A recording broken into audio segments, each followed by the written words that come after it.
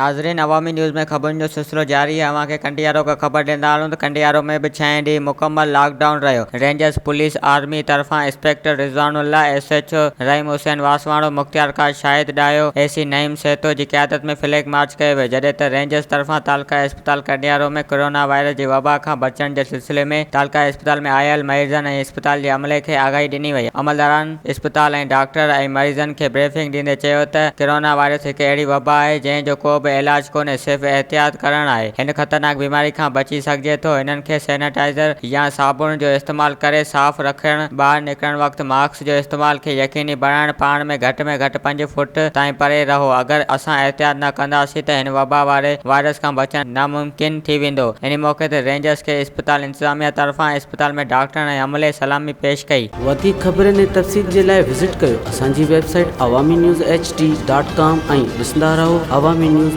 HD।